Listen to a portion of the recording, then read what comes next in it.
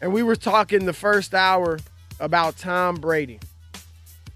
There's another quarterback that my partner is always jumping on. And his name is Dak Prescott. I'm not jumping on him. I'm just telling you can't win a Super Bowl with that dude unless everything has to be perfect, and that's why they couldn't win against the Rams. Everything has to be perfect. You need the perfect defense, a perfect running back rushing for 120 yards.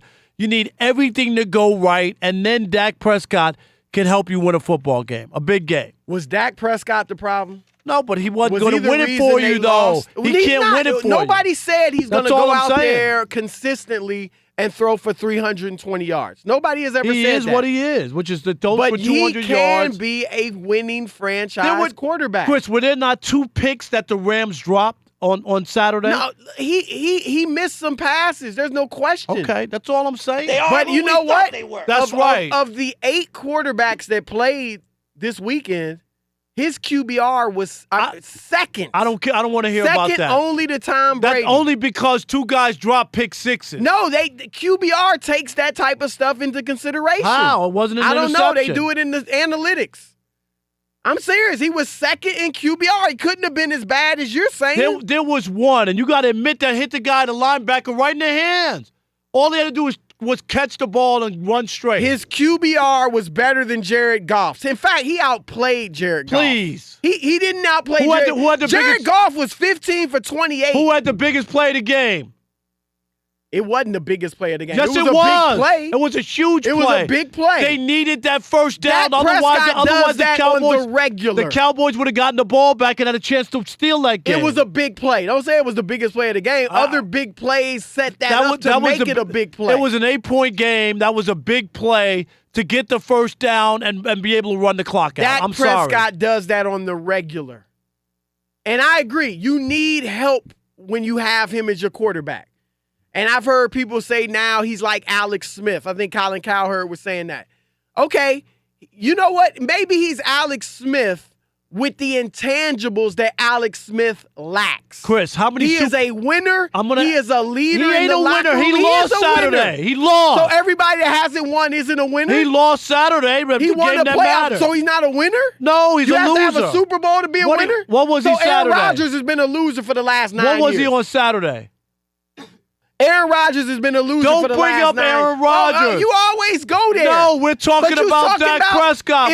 If a guy doesn't win, he's a loser. What was he Saturday? He played well. What was he Saturday? They lost. His team lost. Was he a loser? But anybody that can, this guy, watch his body language, watch his command of the team, watch him operate on the field. So he did everything but helped them win because he has the intangibles like Russell Wilson. Whenever you talk about tell me he can't win a Super Bowl. Joe Flacco won a Super Bowl. Peyton Manning, when he was when he was way past his prime, won a Super Bowl. Can I give you Joe Flacco's numbers? Won 2 Can I give you Joe Flacco's number when they won a Super Bowl? In his playoff run, he threw 11 touchdowns and 0 picks.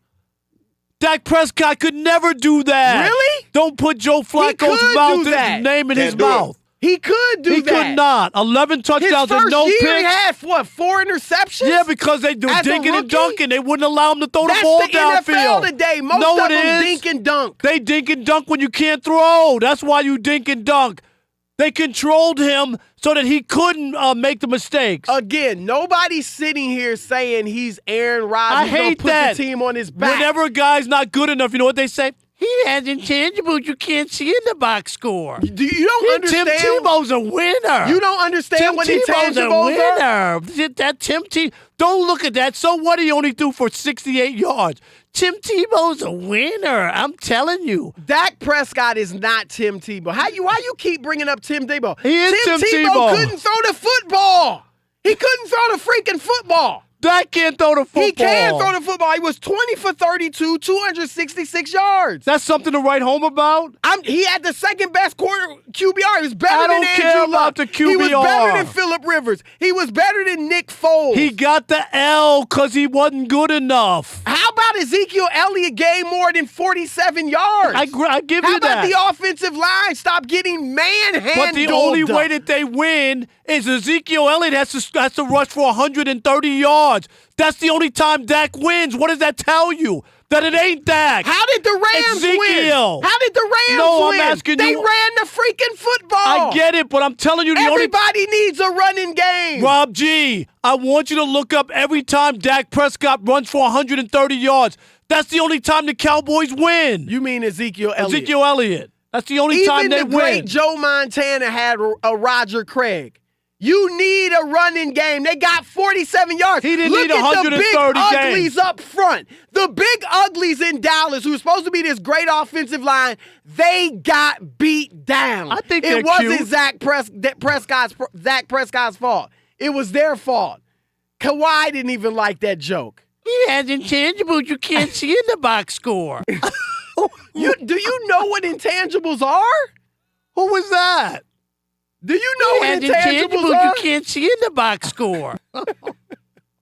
877. I'm asking you, do you know what intangible? Don't go to the caller, 99 on Fox. Don't go to the caller. I want to hear you. I don't think know you know what they what are. intangibles We want to are. know. I know what What are intangibles they? are. Oh, well, his leadership and his confidence on his. I know what intangibles That's are. not important. No, but that's what people, when you don't have the pure numbers, that's Tom what people Brady's always got go the pure to. numbers, Did you but not, he has the intangibles did you too. not hear that about Tim Tebow, Chris? Just be honest. Now, I heard Skip saying it about Tim Tebow. That's about it. Nobody else was saying anything all good about the him. intangibles about Tim Tebow because he didn't have any Nobody else numbers. thought he could lead a team as a quarterback. He can't. He can't throw. He won a national championship. That's Tim college Tebow. football. It doesn't matter. I'm talking about in the NFL. You got nerve. First you compare Tom Brady to Tim Tebow. Then you compare Dak Prescott to Tim Tebow. I think all this birthday month stuff has gone to your head. What? It hasn't been a birthday month. My birthday was Thursday. I know, but we celebrated today. You got gifts today. You got a free meal today. Vanilla bean cheesecake you're going to be stuffing your face with later. And they looked at me. Sitting back on your couch thinking about all your funny lines you said about Tom Brady. Take me out to lunch, and then they look at me like Chris rolls his eyes. He got the nerve to order cheesecake to go. He did, didn't he? To go, no less. Like Chris was like, cheesecake too? I was waiting for you to order a drink to go, No, a smoothie or something. We had a show to do. In a plastic cup. I mean, you Rob, Dak, look, again, Dak is not the guy that's got the golden arm that's going to throw for 400 yards. How many and Super all Bowls that. he going to win, Chris? I'm just Well, take a heck, guess. Dallas can't win a Super Bowl. It's not going to be all his fault. No, I'm just asking you, how many Super Bowls you expect? I'm just say this. He can win a Super Bowl. Okay. He can win this. We've seen guys that aren't the greatest passers that are leaders of men win Super Bowls. He's already got a great running back, assuming they keep Elliott for the duration. No, I get it. Now he's finally got a receiver in Amari Cooper.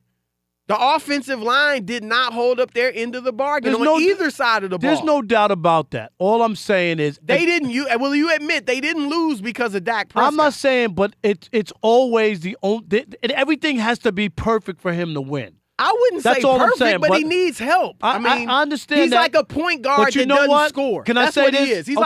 He's like a Jason Kidd. I'm not saying he's as good as Jason Kidd, but he's that type of point guard that needs scores around him. Tell me this. He's like a Rajon Rondo. Tell me this. If Ezekiel Elliott has 47 yards and Dak leads them to a playoff win, doesn't that change the narrative about that guy?